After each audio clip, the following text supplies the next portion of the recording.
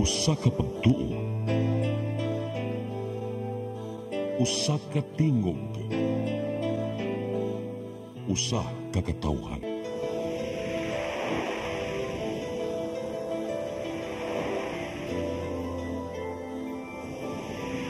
Cebu Catholic Television Network.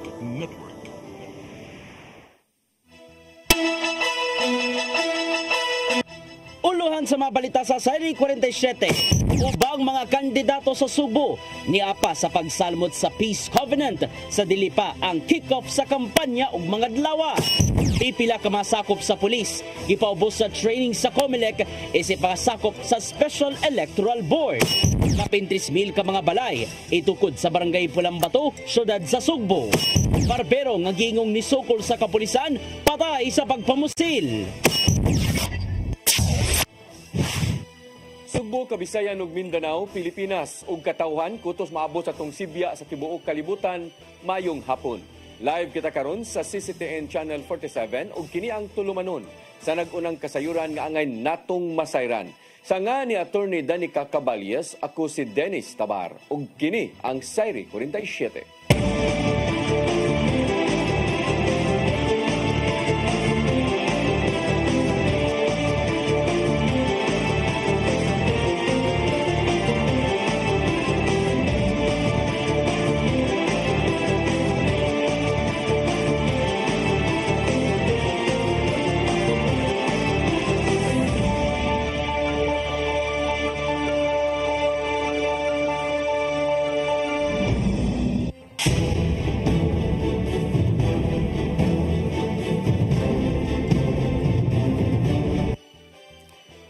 O karon sa kumpletong detalye sa atong mga balita, mga kandidato sa lungsod sa Konsolasyon ni salmot sa Unity Walk, ingon man Peace Covenant signing.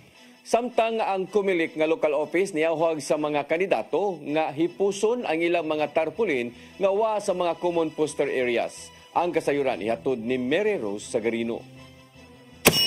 Gipanumpa sa mga kandidato sa lungsod sa Konsolasyon ang malinaw og patas nga eleksyon. Kinihuman sa ilang pagpinirmahay sa Peace Covenant ug Integrity Pledge kaganinang buntag. Una niini usa ka misa og Unity Walk ang gitambungan sa mga kandidato. Sa eleksyon sa Mayo, moabot sa upat ang partido nga nilansar sa lungsod ug adunay pipila ka independente nga nidagan pagkakonsihal. Saad sa mga kandidato nga kanunay ipatigbabaw ang kahapsay ug kalinaw. Attitude is we always pray for a very peaceful election. This is not the first time of my participation on electoral process, but I trust everything to the Lord. So dinhi sa Konsolasyon, wala gyud na nahitabo nga dunay mga kanang mga dili maayo, no? Yung Peace Covenant, no, is the unity of all the candidates who are vying for a position, and then we also manifest that we will exercise a fair and honest election. Amo gyud panang tumutan nga bisag pagpangdaot amo gyud dili kayan. Team uswag no, maor gyud na among gikuan pod ampo nga maayo gyud ang adi ta man daot sa atong isigataw no negative campaigning, positive lang ta. Ang kalihukan gipasiugdahan sa Konsolasyon Municipal Police Station o COMELEC Local Office. This event served as a reminder that true leadership is measured not only by victory but by honor, responsibility, and dedication to the democratic principles we all swore to defend.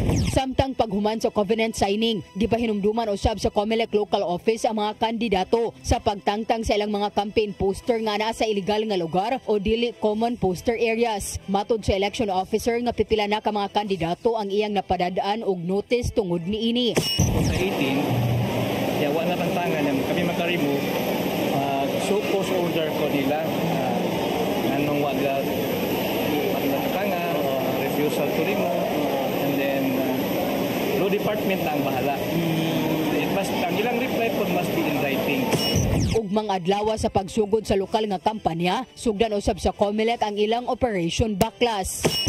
Mary Rose Sagarino, CCTN News.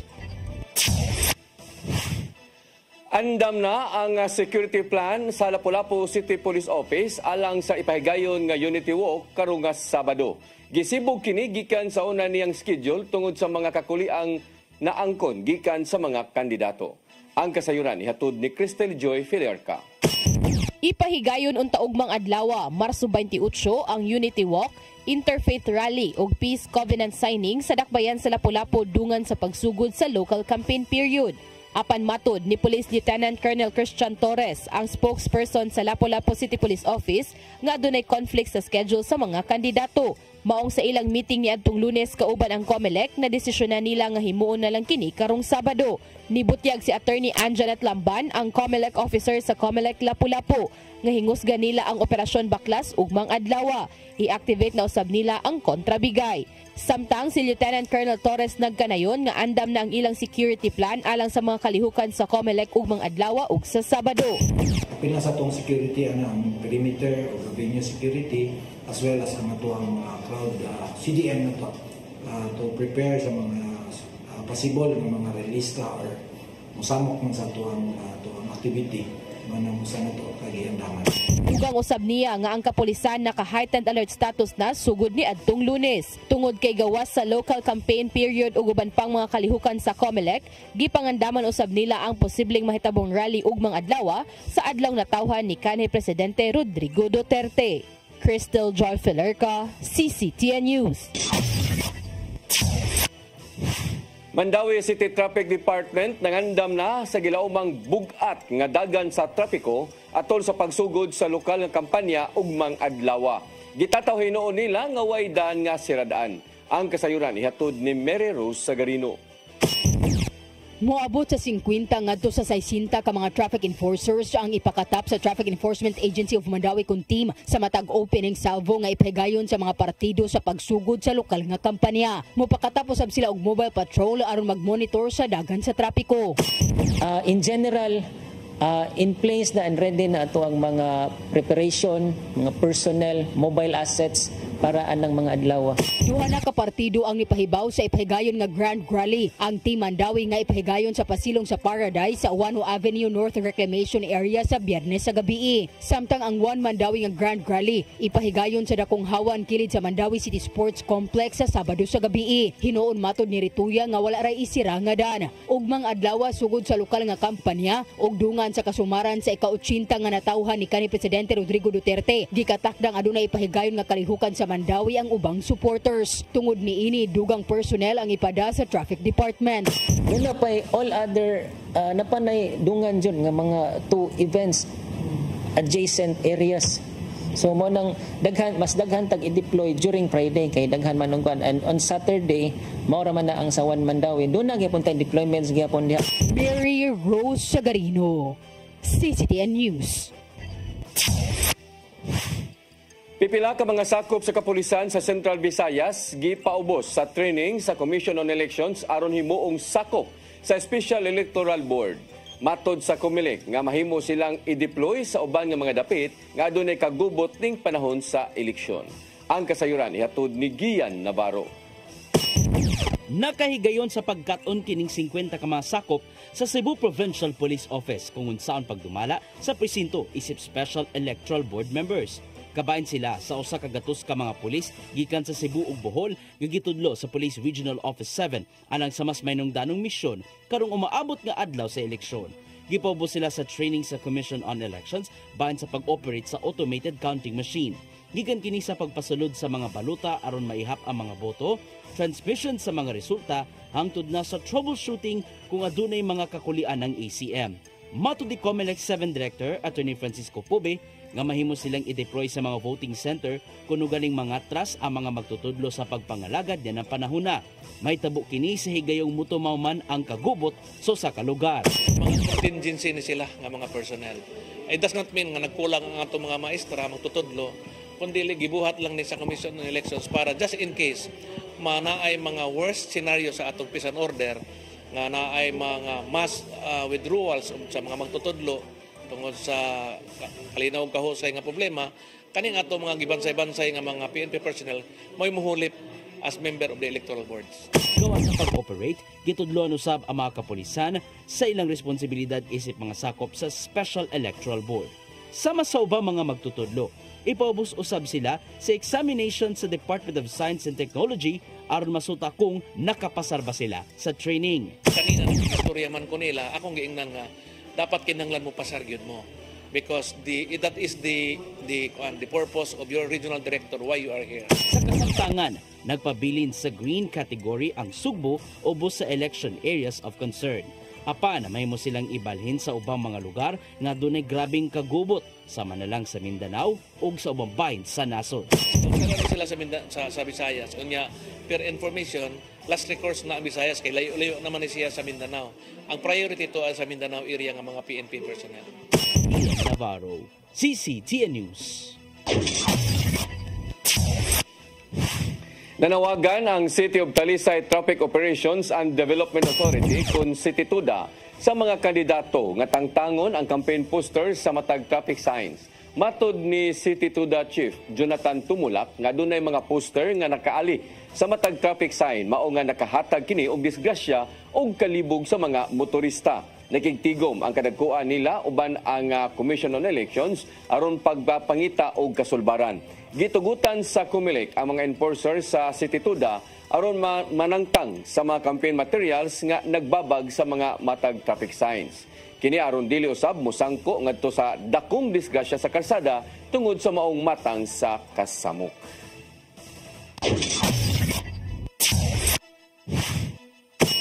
Musunod, kapin 3,000 ka mga balay itukod sa Barangay Pulambato, syudad sa Sugbo. Kanaw guban pa mga balita sa pagbalik sa Sayri 47.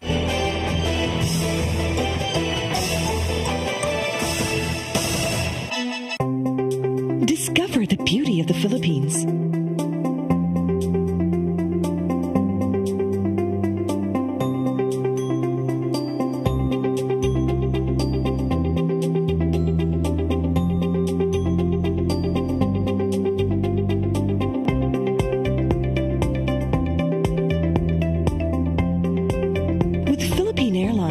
Country's flag carrier.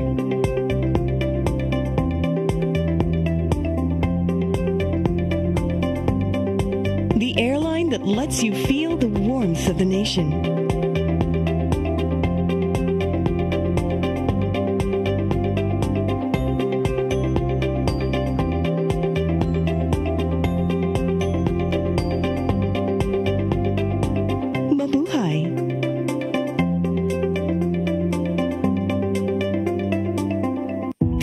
Sa mga politiko, matagal nang ginagawa ni Ariel Querubin ang ipaglaban tayo.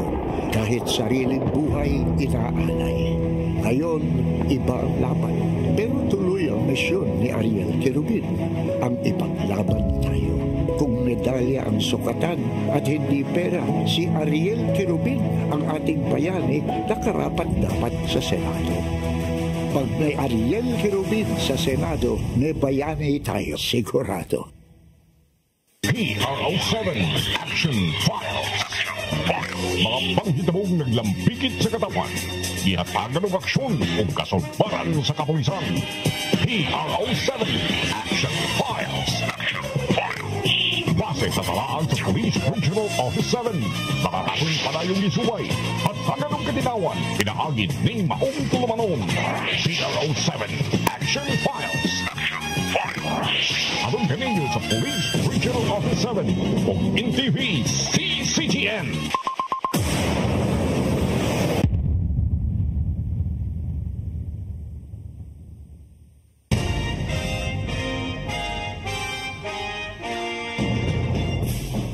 Gabriel Flash Elorde. Natao sa Bungo, Cebu niyatong 1935. Nahimong World Boxing Champion niyatong 1960 dihang iyang ipalukapak si Harold Gomes sa ikapitong round. Si Flash Elorde nagupot sa championship belt sud sa 7 ka tuig. Ang iyang record, 88 wins, 33 by knockout, 27 losses, and 2 draws. The first Asian inducted into the International and World Boxing Hall of Fame. Si Flash Elorde namatay niya noong 1985 sa edad ng 49. Gabriel Flash Elorde. Karbo sa Sugbo, Subuano ni.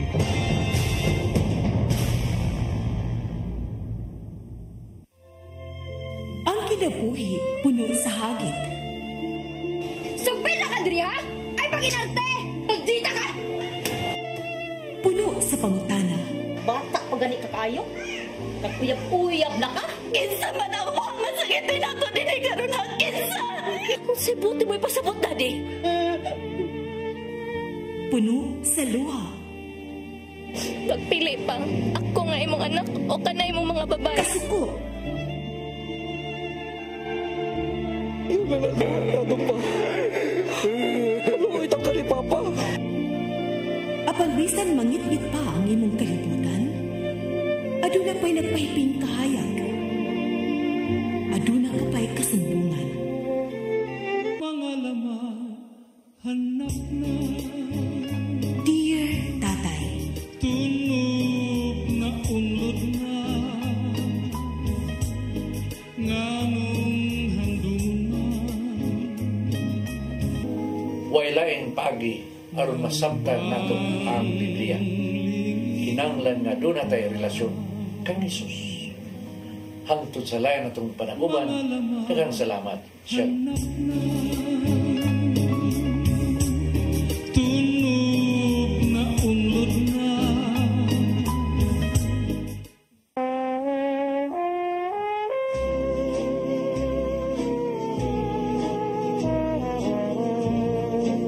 Gloria Sevilla, reyna sa pelikulang Binisaya. Gikan sa Bantayan Island, siya nagtungha sa University of the Visayas ug nadiskubrihan ang iyang abilidad sa pag-arte diha siya misalmot sa usa ka declamation contest. Wa magdugay, si Gloria Sevilla mo'y nag-unang leading lady sa pelikulang Binisaya. Mga pelikula sama sa Mga Anak in Town, Rosas Pandan, Mapait ang Balaod, Badli sa Kinabuhi, Gimingaw Ako, ug Matod Nila. Kanunay niyang leading man, mausab ang iyang kapika sa kinabuhi, si Matt Ranillo Jr. Apan si Matt Ranillo, sayong gibawian sa iyang kinabuhi. Dunod sa iyang kalampusan sa Cebuano movies, si Gloria Sevilla daling nagasuod sa Philippine movie industry. Niadtong 1969, siya napiling Best Actress sa FAMAS o sa 16th Asian Film Festival. Siya nagmini og usab sa laing iladong aktor na si Amado Cortez, kinsa napiling Philippine Consul sa Estados Unidos. Si Amado Cortez, mitaliwan na usab pipila na katuig ang nakalabay. Hangtod karon, si Gloria Sevilla padayong aktibo sa industriya dang garbo ug dungog sa Subo. Gloria Sevilla, garbo sa Subo. Subuano ni.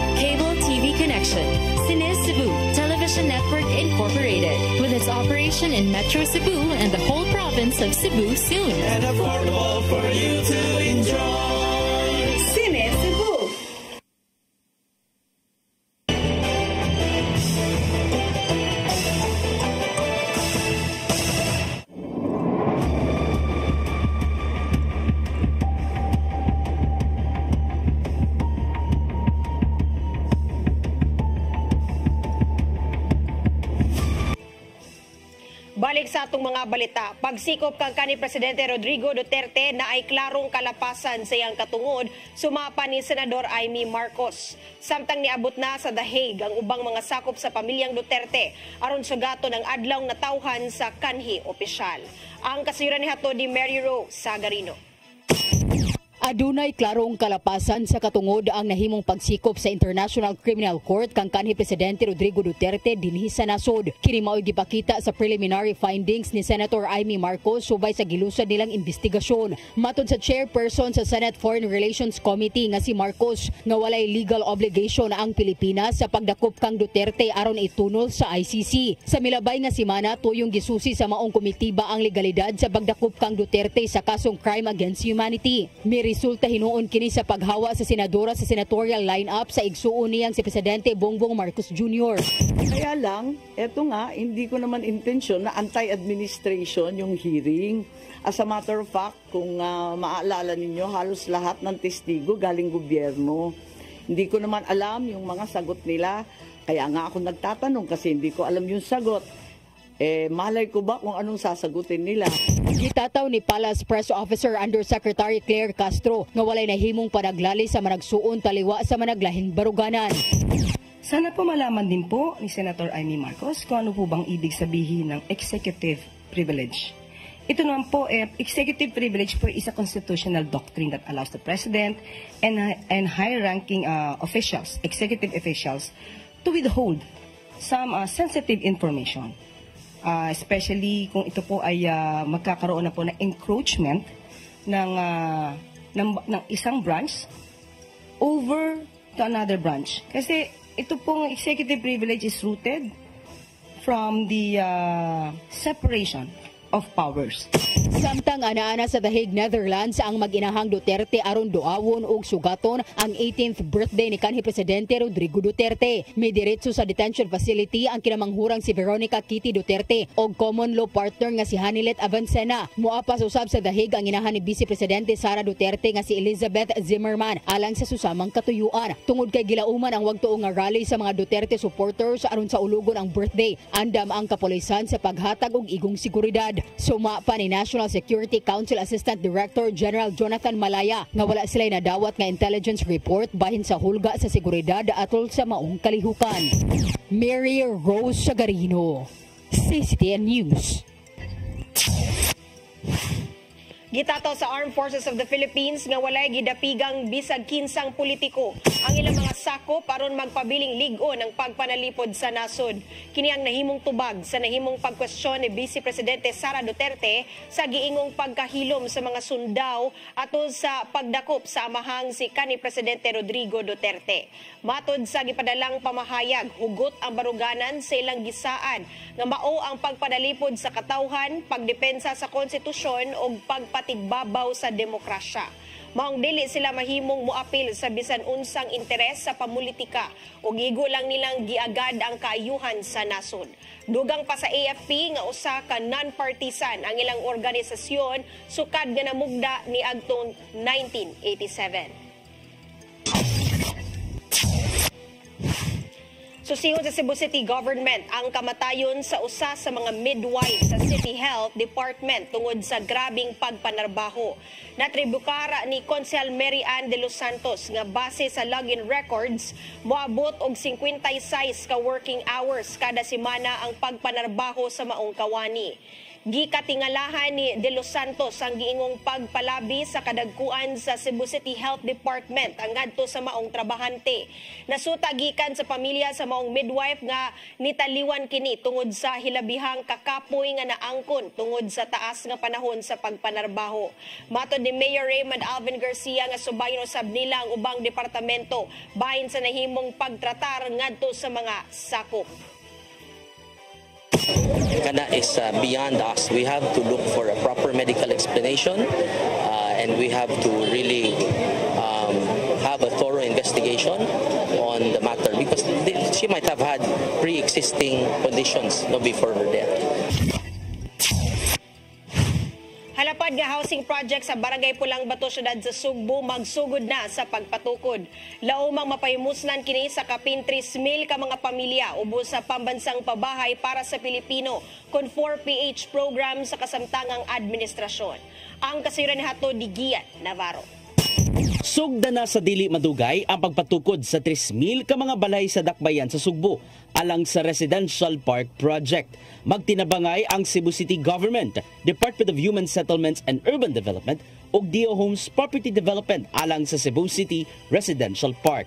Laumang mapaymuslan sa dili mo menos 3,000 ka mga kabus nga pamilya ang baratong pabalay ubos sa pambansang pabahay para sa Pilipino program kon 4PH sa Administrasyong Marcos. Itukod sa Barangay Pulang Bato ang 19 ka mga 6-story buildings din adunay tag 25 square meters gigidak-on sa matag housing unit. Sa igayong masugda na sa pagpatukod, mabot sa 300 ka mga units ang andam ng papuy-an. Alang sa mga kabus nga buot mo pahimo sa housing program, makabayad ang matag usa og kapin 4,000 pesos kada buwan og walay down payment.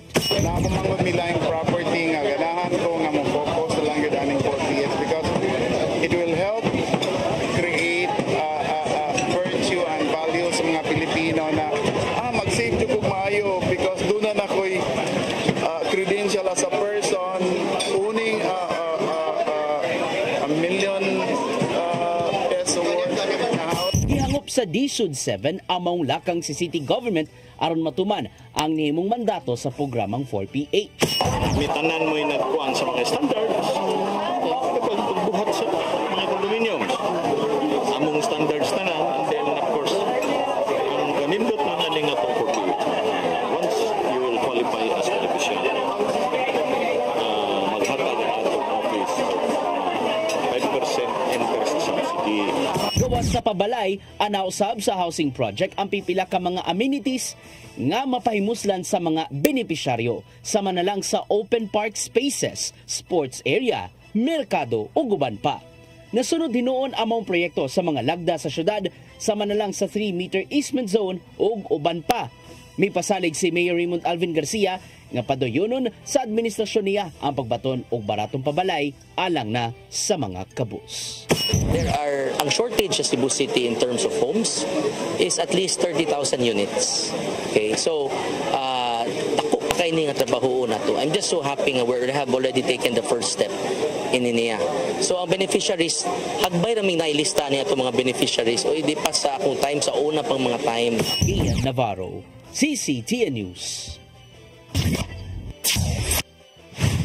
Lapu-Lapu City Engineering Office subling ni pahimangno sa mga kontraktor sa pagbutang og warning device sa mga gipang trabaho nga drainage projects. Kini human nga nabuslot kun nabulasot ang usa ka sakyanan ngadto sa gitukod nga drainage system kagahapon. Ang kasayuran ihatod ni Cristel Joy Filerca. Usa ka pribadong auto ang nabulasot sa wa panahuman nga drainage project sa Dalan S. Osmeña sa Barangay Gunob, Dakbayan sa Lapu-Lapu kagahapong adlaw. Ang maong drainage project gikatahong way mga warning devices. Matod ni Engineer Perla Amar, ang pangulo sa City Engineering Office, nga base sa iyang nakuhang impormasyon ni overtake ang maong sakyanan pagdayon ni ining liko mong posibleng wa ni ini mabantay ang maong lungag. Nabasa ra po nako sa news no nga naay ni overtake man gud no kuno ni driver, so mo nang not knowing lagi na tay excavation din na sa mao nga lugar. So suma pa niya nga kasamtangan unang gipahunong ang pagpatrabaho sa mga drainage project sa Dakbayan subay sa mando ni Mayor Junior Dahong Chan ug ang gitrabaho sa mga kontraktor karon mao ang pagbuhat og mga manhole cover. Ang gi-advise ang kontraktor nga kanang ilan ang dalion ang pagkanang himo sa manhole covers kay pagkakaroon wala tay gialaw nga excavation pagkakaroon. Ilang gitrabaho karon ang pag-instalar na lang sa mga manhole covers.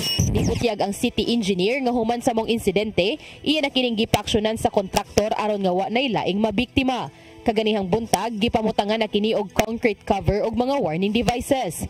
Tungod sa mong insidente, gipahimangnuan na sa pagbalik sa city engineer ang mga kontraktor sa pagbutang og mga warning devices sa mga gitrabahong drainage projects. Ato na sila kung gitinungnuan lagi nga nadatay sakto nga mga kanang safety devices ba sa ato ang mga kanang lungag diha karon na naapa diha sa area. Crystal Joy Felerca, CCTN News. Maayo ang nahimong pagpatuman sa bagong traffic scheme sa UN Avenue ug MC Briones Street at tubangan sa Osaka Mall. Matod sa Pangulo sa Traffic Enforcement Agency of Mandaue nga si Hil Rituya, nga ni menos ang trapiko sa maong dapit sukad nga gipatuman ang kausaban ni adtong Lunes. Nasuta sa ilang assessment nga gihangop sa mga driver ang maong lakang bisan og adunay kalibog. Nasayran nga upat na lang ka lane sa southbound paingon sa Cebu City ug laing duha paliko sa wala paingon sa Lapu-Lapu City. Samtang ang mga ruta paingon sa Consolacion gi-adjust aron magamit ang taytayan ibabaw sa Butuanon River. Ang nitabo manggod dako na kayo siya og kanang hawan sa tunga, so dili na maglisod ang mga even kanang mga trucks sa pag-execute og left turning sa iyang maneuvering ba. Grupo sa mga modern transport cooperatives dinhi sa Sugbo mihangop sa mandatory training sa mga driver o konduktor sa LTFRB. Ipatuman kini sa dili pa ang i-renew ang ilang prangkisa. Ang kasayuran ihatod ni Gian Navarro.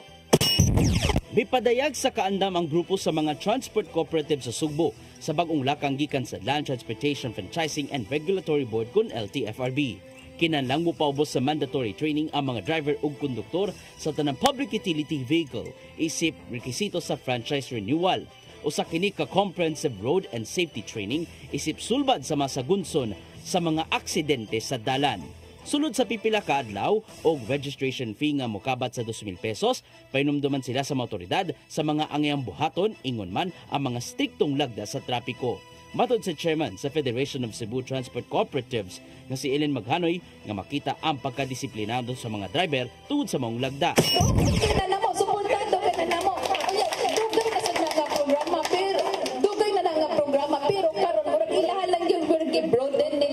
I-broaden nila, mag-ipadaan nila ang ilahang coverage sa kana nga training. Usa sa mga problemang gisagubang sa mga operator mao ang pagkabadlungon sa ubang mga driver.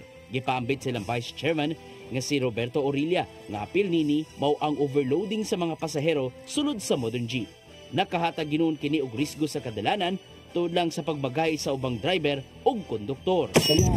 Kay palising nga wa tay standing ha. Oh, wala usad tayo vertikay tungod kay naman tayo interval. Wala tayo hulungay sa kuana sa dili gyud jeepney stop dita patakag drop. Tungod kay usara tong gisubay nga palising. Mapatuman gyud siya. Unang ipatuman ang maong komprehensibong training ngadto sa Metro Manila karong Mayo isip pilot area. Sundan kini sa uban pambahin sa nasod, sama lang sa Cebu ug Bohol sa mosunod pang mga buwan. Gian Navarro, CCTN News.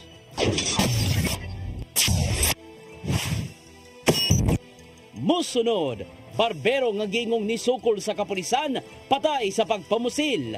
Kanauguban pa mga balita sa magbalik sa Sairi 47.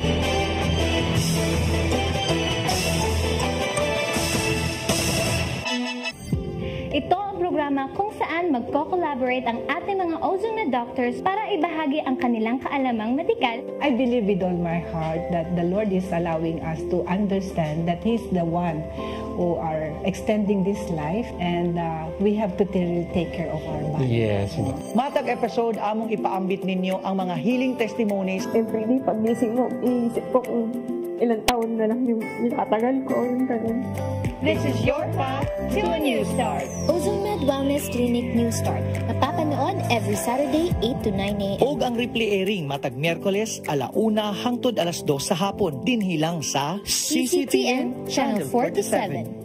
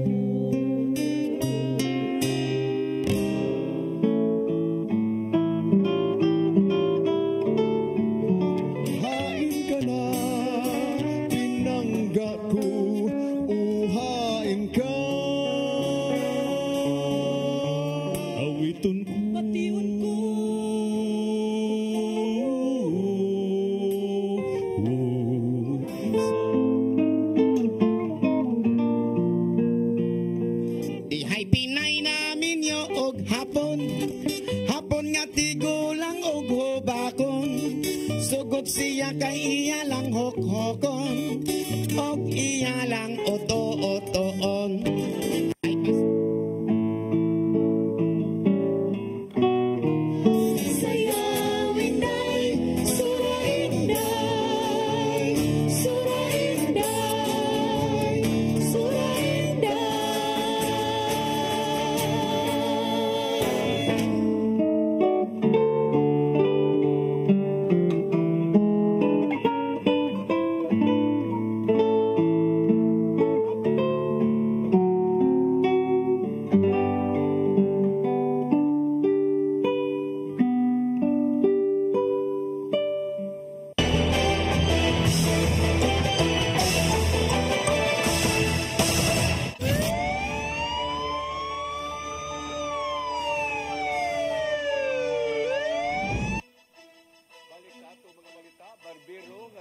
ang nisukol sa kapulisan patay sa pagpamusil sa barangay Pahina Sentral ng siyudad sa Sugbo.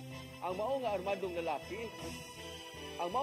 lalaki gipasangin lang namusil sa sakop sa Special Weapons and Tactics. Ang kasayuran ihatod ni Arnold Bustamante.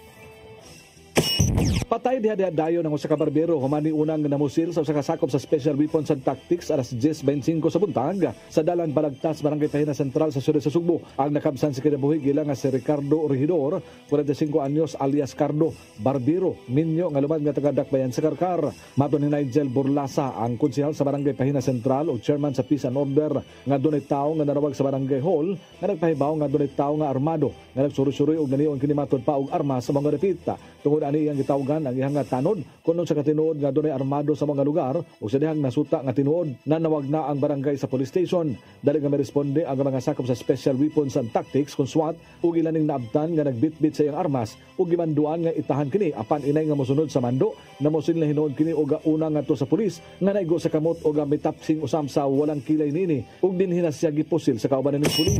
So sige kog monitor sa radyo akong gipablock ang mga agianan para masundan gid magagabit-bit ni siya daag 45.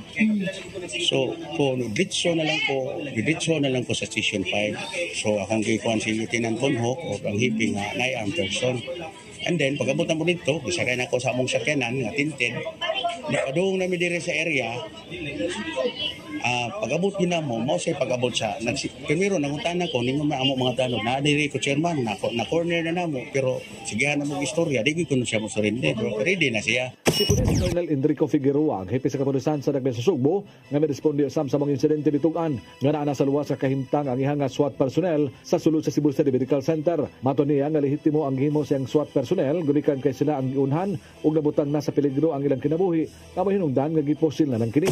Ano po, actually yung pagpaputok ng suspect natin ay nagresulta sa pagkakasugat ng ating isang SWAT personnel and luckily po nasa stable condition na po siya ngayon. Investigasyon sa Carbon Police Station na sa Iran nga ang suspitsado nasakpan na kini sa bana sa iyang giuyab-uyab nga babae samtang nagaon sa usa ka kananan ug gisultihan kini nga undang una ang ilang relasyon alang silang mga anak apan nasuko kini. Nikuha siyang armas si Cardo ug gikukod niya ang bana sa iyang gikarelasyon nga si Frank Lopez. Mayo na lang, kaya nakasulod kini sa balay siyang silingan o gitaguan sa taas samtang nga ang suspitsado midiretso kini sa balay ni Lopez. Matod Lopez nga kung dito pa siya mitago siyang balay, sigurado siya nga siya ang mapatay ni ini. Ako lagi gusto lagi nga, mahuman na, kay kapoy na kayo sige kuhan. Naman si Armas gikuha. Itong dagang ko kung ngayon ko kuhan ni Ronald kay Naya Armas kuhan. Ito dagang nga reko. Yan isulod man siya, gari man ko diri. Ay baligi kuhan kaniya, gibaharan kaniya pinaagi aning Armas. Gari ko niya, gipangita ko niya, wala na mo kuhan, gipasaka mo ko taas, wala ko diri. Ibutyag sa bana nga yang trabahante sa iyang barbershop si Cardo nga diha raw sab sa Barangay Pahina Sentral apan gitukob niini ang iyang asawa dinhi na nagsugod ang ilang aslom nga relasyon hangtod nga magsige na silang away sa iyang asawa ug matud niya nga siya pa ang gipasanginlan nga dunay kabit nga babae. Gumikan ni uli siya sa Bohol aron malikay na lang sa iyang asawa apan sa iyang pagbalik nito Disyembre sa miging tuig nakurat na lang siya nga ang gikadulog sa kwarto sa ihang asawa mao na ang suspitsado nga si Cardo bisan makita pa sila siyang tulo ka mga anak. Oh, nya mo to ning kuan sa ko. Kay kanang nay kapoy dili magkuan, dili magkalalis, dili kapoy naman sige ko nagyam ko sige duda na kay mao ni mismo akong anak, ako man anak. Unya mo to pag kuan ako, balik ko nga re. Mo na ko nga kung sudlan dito silang dos kwarto nga mo na to nga. Sakpan gid mo. Nana. Sa pagkutlo ni balita, wala na mahataw at tinawa ng asawa ni Lopez kung unsa ka tinuod ang pasangil siyang bana. Arnold Bustamante, CCTV. Gidakop sa kapulisan ang usa ka lalaki din tuyo kining mibisita sa lawigan sa Bohol aron lang manglungkab sa mga sakyanan. Nadakpan sa manhunt operation si Patrick Calvin Cruz, 30 anyos, tagalalawigan sa Bulacan.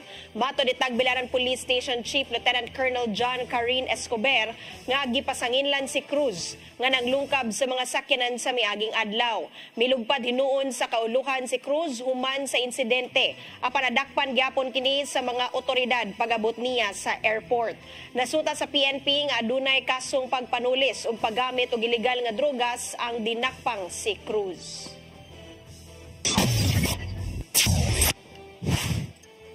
Mga bida alang sa umabot nga reenactment sa kadaugan sa Mactan 2025 gipaila na. Apil sa mga gidapit nila nga bisita ang mismong kalihim sa Department of Education. Ang kasayuran ihatod ni Cristel Joy Filerca.